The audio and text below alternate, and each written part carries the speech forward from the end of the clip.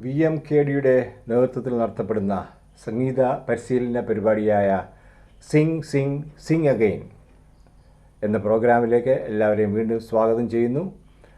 ഇന്ന് നമ്മൾ പഠിക്കുന്നതായിട്ടുള്ള പാട്ട് കീർത്തനം 401. കീർത്തനം 401ൻ്റെ തേർഡ് ട്യൂണാണ് നമ്മളിന്ന് പ്രാക്ടീസ് ചെയ്യാൻ പോകുന്നത്.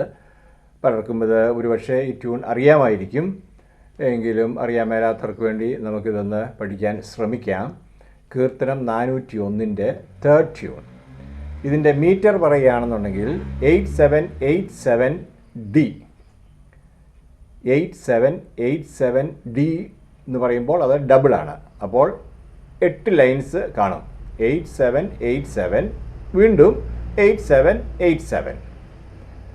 അതുപോലെ തന്നെ ഈ ഹിംസിനൊക്കെ ട്യൂൺസിന് പേരുകൾ ഉണ്ടെന്ന് നമ്മൾ വളരെ നാളുകളായിട്ട് അത് പഠിച്ചുകൊണ്ടിരിക്കുകയാണല്ലോ. ഈ ട്യൂണിൻ്റെ പേര്, ഇന്ന് നമ്മൾ പഠിക്കാൻ പോകുന്ന ട്യൂണിൻ്റെ പേര് a call for reapers. A call for reapers എന്നാണ് ആ ട്യൂണിൻ്റെ പേര്.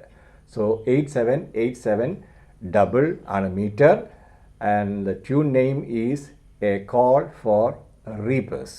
So hymn number 401, third tune. ഞങ്ങൾ ആദ്യമേ ഒന്ന് പാടി കേൾപ്പിക്കാം. ആദ്യം ഞാനൊന്ന് പ്ലേ ചെയ്യാം, അത് കഴിഞ്ഞ് അതിൻ്റെ ട്യൂണൊന്ന് പാടി കേൾപ്പിക്കാം.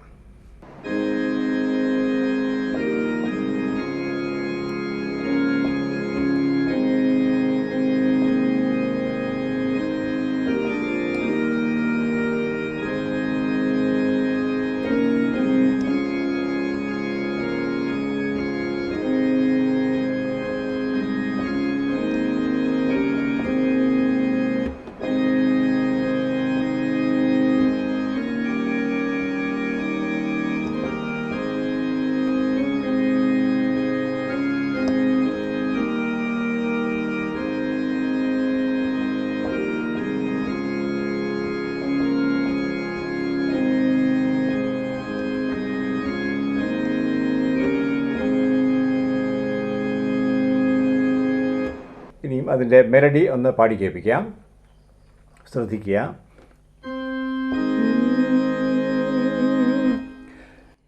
യേശുവേ പോലുണ്ടോ ഇത്ര നല്ല സാക്ഷി എനിക്കും,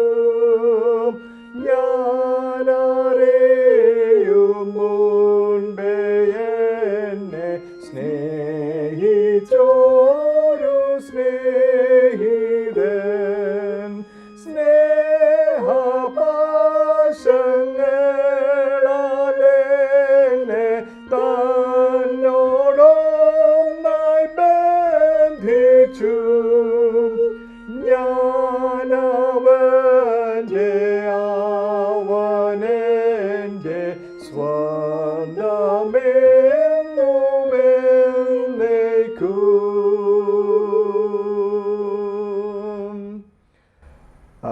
ഒരു പ്രാവശ്യം കൂടെ ഒന്ന് പാടി കേൾപ്പിക്കാം. അത് 4 പാർട്സ് പ്ലേ ചെയ്തുകൊണ്ട് ഒന്നുകൂടെ പാടി കേൾപ്പിക്കാം.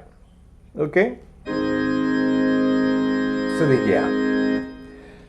യേശുവേ പോലുണ്ടോ ഇത്ര നല്ല സാക്ഷി എനിക്കും, ഞാനറിയും മുൻപേ എന്നെ സ്നേഹിച്ചോരു സ്നേഹിതൻ,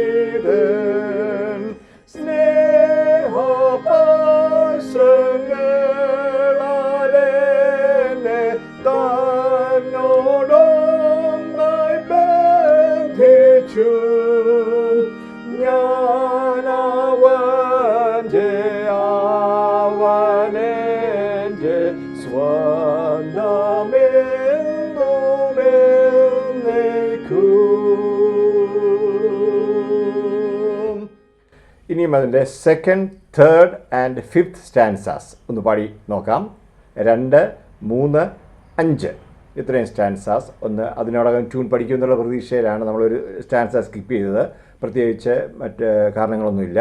സോ 2, 3, 5 ഒന്ന് പാടി നോക്കാം.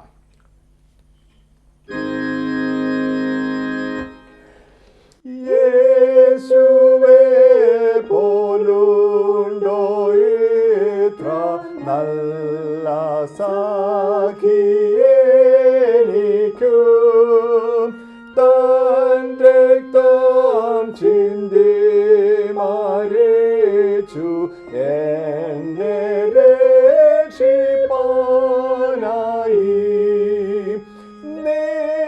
നിത്യജീവൻ മാത്രമല്ല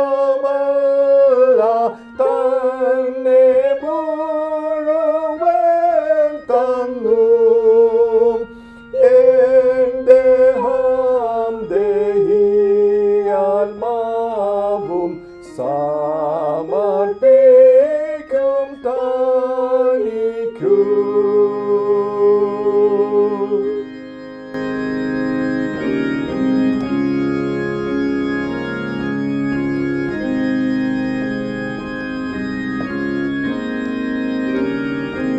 Third stanza. യേശുവേ പോലുണ്ടോ ഇത്ര നല്ല സഖിയെനിക്കും നിത്യമഹത്വമതിന്റെ പ്രത്യാശ നൽകുന്നു. പ്രാർത്ഥനയിൽ നീ ഉണർന്നു പോരാട്ടം ചെയ്തിടുകിൽ നിത്യസ്വസ്ഥതയേകും താൻ ഭാഗ്യം പരമാനന്ദം.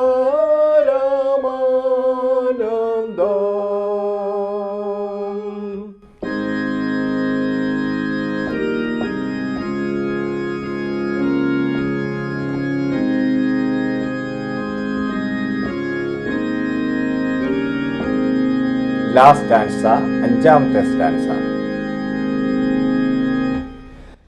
യേശുവേ പോലുണ്ടോ ഇത്ര നല്ല സഖിയെനിക്കും ക്രിസ്തുവിൻ നിത്യസ്നേഹത്തിൽ നിന്നൊരു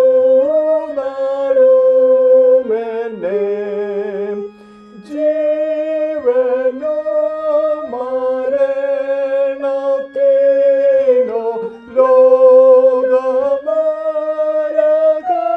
ലോകനരകങ്ങൾക്കോ പിരിപ്പാൻ കഴിയുകയില്ല യേശുവിന്റെ സ്വന്തം ഞാൻ.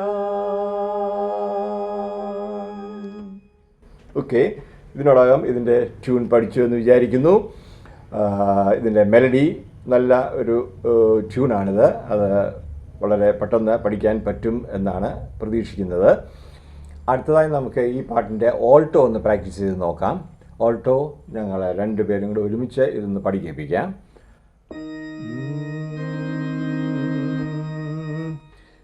യേശുവേ പോലുണ്ടോ ഇത്ര നല്ല സഖിയെനിക്കും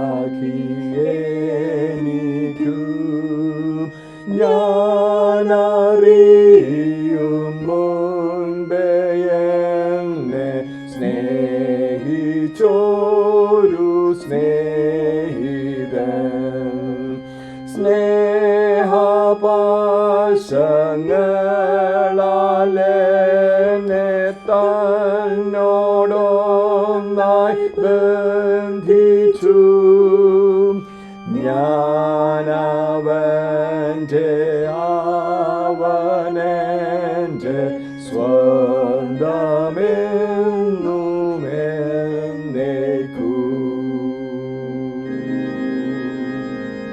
ഓക്കെ, ഒരു പ്രാവശ്യം കൂടെ ഓൾട്ടോ പാടാം. First answer. യേശുവേ പോലുണ്ടോ ഇത്ര നല്ല സഖിയെനിക്കു ഞാനറിയും മുൻപേ എന്നെ സ്നേഹിച്ചോരു സ്നേഹിതൻ സ്നേഹപാശങ്ങളാലെന്നെ തന്നോടൊന്നായി ബന്ധിച്ചു ഞാനവൻ്റെ അവനെൻ്റെ സ്വന്തമെന്നുമെന്നേക്കും.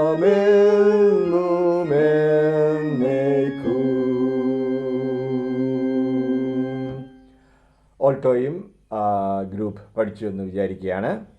അടുത്തതായി നമുക്ക് ടെനർ പഠിക്കാം. ആദ്യം ഒന്ന് പാടി കേൾപ്പിക്കാം.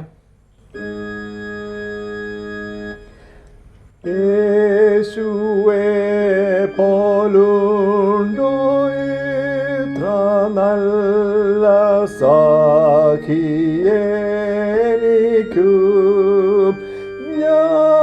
ഞാനറിയും മുൻപേ എന്നെ സ്നേഹിച്ചോരു സ്നേഹിതൻ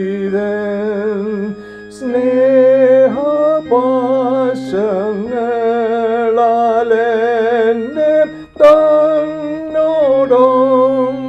ബന്ധിച്ചു ഞാനവൻ്റെ അവനെൻ്റെ സ്വന്തമെന്നുമെന്നേക്കും.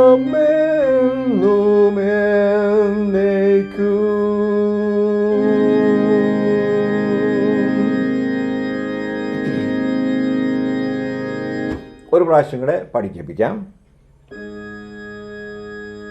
ചേർന്ന് പാടാൻ ശ്രമിക്കാം. യേശുവേ പോലുണ്ടോ ഇത്ര നല്ല സഖിയെനിക്കു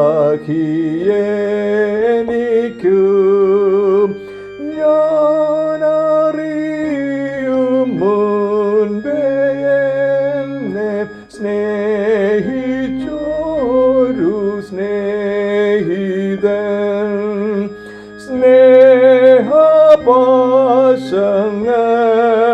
സ്നേഹപാശങ്ങളാലെന്നെ തന്നോടൊന്നായി ബന്ധിച്ചു ഞാനവൻ്റെ അവനെൻ്റെ സ്വന്തമെന്നും എന്നേക്കും.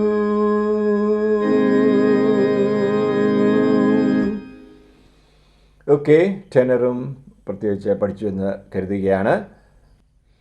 ഈ പാട്ടിൻ്റെ ബേസ് ഒന്ന് പാടി കേൾപ്പിക്കാം. ശ്രദ്ധിക്കുക.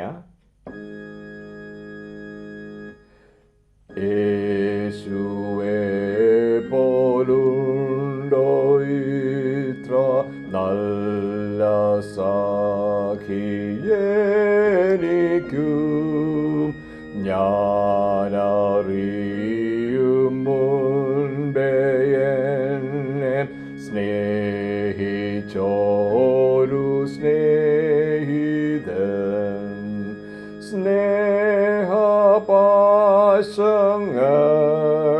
സ്നേഹപാശങ്ങളാലെന്നെ തന്നോടൊന്നായി ബന്ധിച്ചു ഞാനവൻ്റെ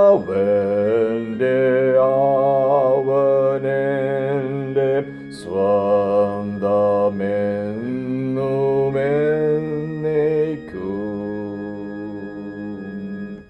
ഓക്കെ, ഒരു പ്രാവശ്യം കൂടെ ബേസ് തന്നെ പാടാൻ ശ്രമിക്കാം ബേസുകാർക്ക്. ഓക്കെ. യേശുവേ പോലുണ്ടോ ഇത്ര നല്ല സഖിയെനിക്കു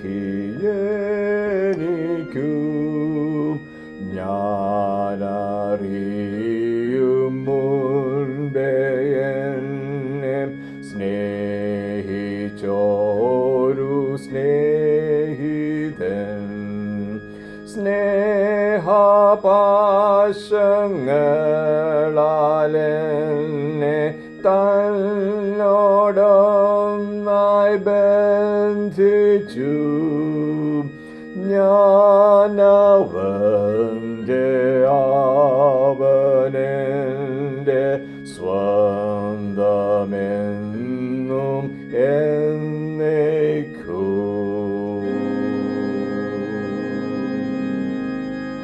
ഓക്കെ, ബേസ് പോർഷനും പഠിച്ചെന്ന് വിചാരിക്കുന്നു. അപ്പോൾ 4 പാർട്സും എല്ലാവരും ഗ്രൂപ്പ് പഠിച്ച് കാണും എന്ന് പ്രതീക്ഷിക്കുകയാണ്. അതുകൊണ്ട് 4 പാർട്സ് പ്ലേ ചെയ്തുകൊണ്ട് അതിൻ്റെ മെലഡി ഒരു പ്രാവശ്യം കൊണ്ടൊന്ന് പാടാം നമുക്ക്. Okay, melody.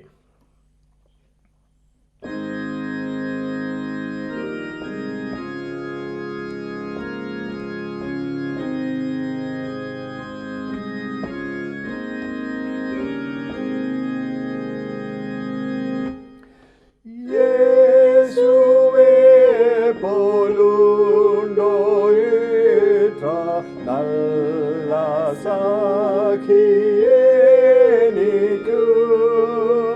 ഞാനറിയും മുൻപേ എന്നെ സ്നേഹിച്ചോരു സ്നേഹിതൻ സ്നേഹപാശങ്ങളാലെന്നെ തന്നോടൊന്നായി ബന്ധിച്ചു ഞാനവൻ്റെ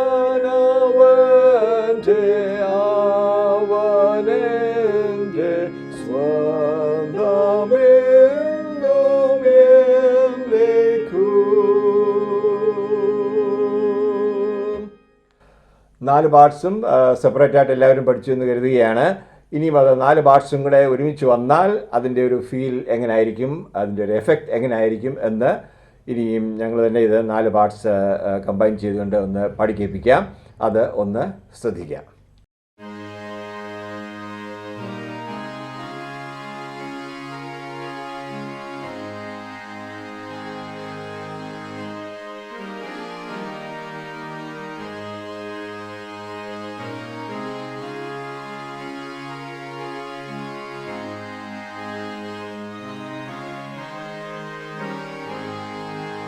യേശുവേ പോലുണ്ടോയിത്ര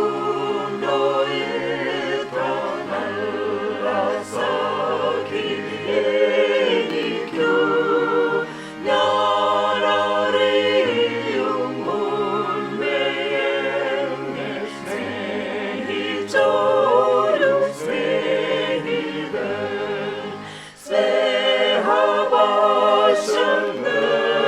സ്നേഹപാശങ്ങളാലെന്നെ തന്നോടൊന്നായി ബന്ധിച്ചു ഞാനവൻ്റെ അവനെൻ്റെ സ്വന്തമെന്നും എന്നേക്കും. കഴിഞ്ഞ ക്ലാസ്സുകളെല്ലാം നമ്മൾ ടൈം സിഗ്നേച്ചേഴ്സിനെ കുറിച്ചുള്ള പഠനമായിരുന്നു തുറന്നുകൊണ്ടിരുന്നത്. ഓരോ ക്ലാസ്സിലും പലതരത്തിലുള്ള ടൈം സിഗ്നേച്ചേഴ്സ് പറയുകയുണ്ടായി. അതിൻ്റെ അർത്ഥമെന്തുമാണ്, അതെങ്ങനെ ഇൻ്റർപ്രറ്റ് ചെയ്ത് നമ്മളൊരു പാട്ടിൻ്റെ ടൈം എടുക്കാം, അല്ലെങ്കിൽ അതിൻ്റെ ആ ഒരു റിഥം പാറ്റേൺ എങ്ങനെ നമുക്ക് എടുക്കാൻ സാധിക്കും എന്നുള്ള കാര്യങ്ങളൊക്കെ കഴിഞ്ഞ ക്ലാസ്സുകളിലൊക്കെ ആയിട്ട് നമ്മൾ പഠിക്കുകയുണ്ടായി. അതിൻ്റെ ഒരു തുടർച്ച എന്ന വണ്ണം വേറൊരു ടൈം സിഗ്നേച്ചറാണ് ഇന്ന് നമ്മൾ പഠിക്കാൻ പോകുന്നത്. അത് മറ്റൊന്നുമല്ല, ഒരു കോമൺ ടൈമിൻ്റെ ഒരു ചെറിയൊരു വേരിയേഷൻ. അതായത് അത് കട്ട് കോമൺ ടൈം എന്ന് വേണമെങ്കിൽ ഇതിനെ പറയാം. കട്ട് കോമൺ ടൈം അല്ലെങ്കിൽ കട്ട് ടൈം എന്നതിനെ പറയും. അതുമല്ലെങ്കിൽ alla breve, ALLABREVE, alla breve, or cut time, CUT, cut time, or cut common time. Okay, അപ്പോൾ അതിന് പേര് വരാൻ കാരണം എന്താണെന്നുള്ള കോമൺ ടൈമിൻ്റെ ഭേദമാണ്. കോമൺ ടൈം നമുക്കറിയാമല്ലോ. കോമൺ ടൈം 4/4 തന്നെയാണ് കോമൺ ടൈം അല്ലേ? അന്ന് ഞാനൊന്ന് പറഞ്ഞായിരുന്നു 4/4 അല്ലെങ്കിൽ കോമൺ ടൈം. 4/4 എന്നതിന് പകരം ഒരു സ്മോൾ സി നമ്മൾ സ്റ്റേവേൽ എഴുതുക. ട്രബിൾ ക്ലഫും ബേസ് ക്ലഫും കഴിഞ്ഞിട്ട് ഒരു സ്മോൾ സി എഴുതുകയാണെങ്കിൽ അത് common time, which is equivalent to 4/4 timing. 4/4 timing ഒരു ഒരു ഒരു ആവർത്തനം എന്ന രീതിയിൽ 4/4 ടൈമിങ് ഞാൻ എന്തൊന്ന് പറഞ്ഞോട്ടെ. 4/4 ടൈമിങ്ങിൻ്റെ അർത്ഥം എന്താണ്? അല്ലെങ്കിൽ 4/4 ടൈം സിഗ്നേച്ചർ കണ്ടാൽ അതിൻ്റെ അർത്ഥം അപ്പർ ഡിജിറ്റ് എന്ന് പറയുന്നത് 4 ആണ്. That means 4 beats in a bar. ഒരു ബാറിൽ 4 ബീറ്റ്. താഴത്തെ 4ൻ്റെ അർത്ഥം എന്തുവാണ്? ഒരു ക്രോച്ചറ്റിനാണ് ഒരു ബീറ്റ് കൊടുക്കേണ്ടത്. അല്ലെങ്കിൽ 1 ക്രോച്ചറ്റ് ഗെറ്റ്സ് 1 ബീറ്റ്. അപ്പോൾ ഒരു ക്രോച്ചറ്റിന് ഒരു ബീറ്റ് വെച്ച് ക്രോച്ചറ്റിൻ്റെ അല്ലെങ്കിൽ അതിന് തുല്യമായ, അതും കൂടെ നമ്മൾ മനസ്സിലാക്കണം. എല്ലായ്പ്പോഴും 4 ക്രോച്ചറ്റ് എന്ന് പറഞ്ഞ് വാശി പിടിക്കേണ്ട കാര്യമില്ല. ചിലപ്പോൾ 4 ക്രോച്ചറ്റിന് പകരം 2 മിനിമായിരിക്കും, അല്ലെങ്കിൽ ഒരു ഡോട്ടഡ് മിനിമും ഒരു ക്രോച്ചറ്റുമായിരിക്കും. ഈ ടെർമിനോളജി എല്ലാം ഓർക്കുന്നുണ്ടെന്ന് വിചാരിക്കുകയാണ്. സോ ഇക്വലൻ്റ് ആയിട്ടുള്ള 4 ക്രോച്ചറ്റ് അല്ലെങ്കിൽ 4 ക്രോച്ചറ്റിന് ഇക്വലൻ്റ് ആയിട്ടുള്ള ബീറ്റ്സ് ആയിരിക്കും ഒരു ബാറിൽ ഉണ്ടാകുന്നത്. സോ അതാണ് 4/4 ടൈം അല്ലെങ്കിൽ കോമൺ ടൈം. ഇനി നമ്മൾ ഇന്ന് പറഞ്ഞതായിട്ടുള്ള ഈ കട്ട് ടൈമിൻ്റെ പ്രത്യേകത എന്താണ്? അതെങ്ങനെയാണ് റെപ്രസെൻ്റ് ചെയ്യുന്നത്? അത് ടൈം സിഗ്നേച്ചർ സിമ്പിൾ റെപ്രസെൻ്റ് ചെയ്യുന്നത്, അത് നമുക്ക് സ്ക്രീനിൽ അത് കാണാവുന്നതാണ്. അത് ടേബിൾ ക്ലഫ് വരച്ചു കഴിഞ്ഞാൽ, അല്ലെങ്കിൽ ഒരു സി എഴുതിയിട്ട് അതിന് മുകളിൽ നിന്ന് താഴേക്ക് ഒരു വരയങ്ങ് വെട്ടിമുറിച്ചിരിക്കുകയാണ് കട്ട് ടൈം. ഒരു സ്മോൾ സി ഉണ്ട്, അതിനെ നടുവേ ഒരു കട്ട് ചെയ്തിരിക്കുന്നതായിട്ടുള്ള ഒരു രീതിയിലാണ് അത് റെപ്രസെൻ്റ് ചെയ്യുന്നത്. സോ ഈ കട്ട് ടൈം എന്ന് പറയുന്നത് ഒരു വിധത്തിൽ പറഞ്ഞാൽ it is equivalent to 2/2 time signature. എന്താണ് 2/2 ടൈം സിഗ്നേച്ചർ? എങ്ങനെയാണ് ഇൻ്റർപ്രറ്റ് ചെയ്യുന്നത്? മുകളിലത്തെ ഡിജിറ്റ് 2 എന്ന് പറഞ്ഞാൽ 2 ബീറ്റ്സ് ഇൻ എ ബാർ. താഴത്തെ ഡിജിറ്റ് 2, അതിൻ്റെ അർത്ഥം ഒരു മിനിമാണ് ഒരു ബീറ്റായിട്ട് കണക്കാക്കേണ്ടത്, അല്ല ക്രോച്ചറ്റ് അല്ല, ഒരു മിനിമം അല്ലെങ്കിൽ ഒരു മിനിമിൻ്റെ ഇക്വലൻ്റ് ആയിട്ടുള്ളത്. അതാണ് 2/2 ടൈം സിഗ്നേച്ചർ നമ്മൾ എക്സ്പ്ലെയിൻ ചെയ്യുന്നത്. അല്ലെങ്കിൽ 2 minims per measure. 2 minims per measure. ഒരു ബാറിൽ, ഒരു മെഷറിൽ 2 മിനിംസ് ഓർ ഇക്വലൻ്റ്. ആ ഒരു പോയിൻറ്റും കൂടെ ഓർത്തിരിക്കണം. ഞാനത് ഇതുവരെ ആ വാക്ക് ഉപയോഗിച്ചില്ലെന്ന് തോന്നുന്നു. 2 മിനിം അല്ലെങ്കിൽ അതിന് ഇക്വലൻ്റ് ആയിട്ടുള്ളത്. ഓക്കെ, 2 മിനിമം എന്ന് പറയുമ്പോഴത്തേക്ക് 4 ക്രോച്ചറ്റായി. അപ്പോൾ ഒരു ബാറിൻ്റെ അകത്ത് 4 ക്രോച്ചറ്റ് വരാം.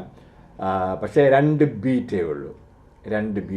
കാരണം ടൈം സിഗ്നേച്ചർ 2/2 ആണ്. സോ ഈ കട്ട് ടൈം എന്ന് പറയുന്നത് 2/2 ടൈം സിഗ്നേച്ചറിൻ്റെ ഒരു വകഭേദം എന്ന് വേണമെങ്കിൽ പറയാൻ സാധിക്കും. അല്ലെങ്കിൽ വേറെ പറഞ്ഞാൽ cutting off all the note values in half. എല്ലാ നോട്ട് വാല്യൂസിൻ്റെയും പകുതിയാക്കുക, ഹാഫ് ആക്കുകയാണ്. മിനിമിനെ പകുതിയാക്കിയാൽ ഒരു ക്രോച്ചറ്റിന് തുല്യമായിട്ട് വരും. ഒരു ക്രോച്ചറ്റിനെ പകുതിയാക്കിയാൽ ഒരു ക്വേവറിന് തുല്യമായിട്ട് വരും. ഞാനത് കൂടുതൽ കോംപ്ലിക്കേറ്റഡ് ആക്കുന്നുണ്ടോ എന്നൊരു സംശയം ഇല്ലാതില്ല. എനിവേ, ഇതുവരെയുള്ള ക്ലാസ്സുകൾ മനസ്സിലായിട്ടുണ്ടെങ്കിൽ ഈ കട്ട് ടൈമും മനസ്സിലാക്കാൻ വലിയ പ്രയാസം ഉണ്ടാവുകയില്ല എന്നാണ് ഞാൻ കരുതുന്നത്. So cutting off all the note values in half. അപ്പോൾ ഈ കട്ട് ടൈമിൻ്റെ പ്രത്യേകത ഒന്നും കൂടെ വളരെ ബ്രീഫായിട്ട് പറഞ്ഞോട്ടെ. അതിന് പറയാവുന്ന പേരുകൾ അല്ല brief or cut time or cut common time.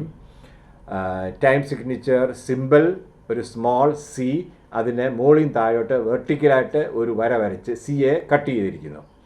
That is equivalent to 2/2 time signature എന്നും പറഞ്ഞു അല്ലേ? Equivalent to 2/2 time signature. 2/2 something time signature എന്ന് പറഞ്ഞാൽ 2 മിനിംസ് പെർ മെഷർ. ഒരു മെഷറിൻ്റെ അകത്ത്, ഒരു ബാറിൻ്റെ അകത്ത് 2 മിനിംസ് മാത്രമേ ഉള്ളൂ. Or equivalent. ഇതിനൊരു നല്ലൊരു ഉദാഹരണം നമ്മുടെ പുസ്തകത്തിലും മാർത്തോമ പുസ്തകത്തിലും കൂടെ റെഫർ ചെയ്യുകയാണെങ്കിൽ നിങ്ങൾക്ക് അത് വളരെ വ്യക്തമായ ഒരു ഉദാഹരണം ഞാൻ പറഞ്ഞുതരാം. അതായത് നമ്മുടെ പുസ്തകത്തിലെ കീർത്തനം 141 ഭൂവാസികൾ സർവരുമേ. ആ ഭൂവാസികൾ സർവരുമേ എന്നുള്ളത് നമ്മുടെ പുസ്തകത്തിൽ അത് എഴുതിയിരിക്കുന്നത് 2/4 ടൈമിലാണ്. 2/4 ടൈമിലാണ്. പുസ്തകമുള്ളവർ അതെടുത്ത് നോക്കുന്നത് നന്നായിരിക്കും. 2/4 ടൈമിലാണ്. ആ ഭൂവാസികൾ സർവരുമേ എന്നുള്ള അതേ പാട്ട് മാർത്തോമക്കാരുടെ പുസ്തകത്തിലുണ്ട്. മാർത്തോമ പുസ്തകത്തിൽ അത് 21 21. അവിടെ അവരത് നൊട്ടേറ്റ് ചെയ്തിരിക്കുന്നത് കട്ട് ടൈമിലാണ്.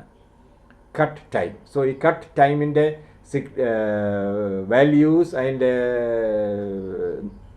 എക്സ്പ്ലനേഷൻ മനസ്സിലാക്കിയതിന് ശേഷം ഈ പാട്ടുകൾ ഒന്ന് നോക്കുകയാണെങ്കിൽ, ഈ വേർഷൻസ് ഒന്ന് നോക്കുകയാണെങ്കിൽ നിങ്ങൾക്കത് പെട്ടെന്നത് മനസ്സിലാവും ഈ കട്ട് ടൈം എന്ന് പറയുന്നത് എങ്ങനെയാണെന്നുള്ളത്. അതെല്ലാം ഡബിൾ ടൈമിലായിരിക്കും കൊടുത്തിരിക്കുന്നത്. അപ്പം ഉദാഹരണമായിട്ട് നമ്മൾ ഭൂവാസികൾ സർവരുമേ, ഓരോ ക്രോച്ചറ്റും ഓരോ ബീറ്റായിട്ട് നമ്മളെടുത്തു. അതേസമയത്ത് മാർത്തോമക്കാരുടെ പുസ്തകത്തിൽ അവർ എഴുതിയിരിക്കുന്നത് കട്ട് ടൈമാണ്. പക്ഷേ എന്ന് വെച്ചാൽ ഓരോ നോട്ടും മിനിമമായിട്ട് എഴുതിയിരിക്കുന്നത്. അപ്പോൾ കട്ട് ടൈം അല്ല എന്ന് വിചാരിച്ച് അത് നമ്മൾ നോട്ട് ചെയ്യാതെ പാടിയാൽ നമ്മളിങ്ങനെ പാടേണ്ടി വരും. ഭൂവാസികൾ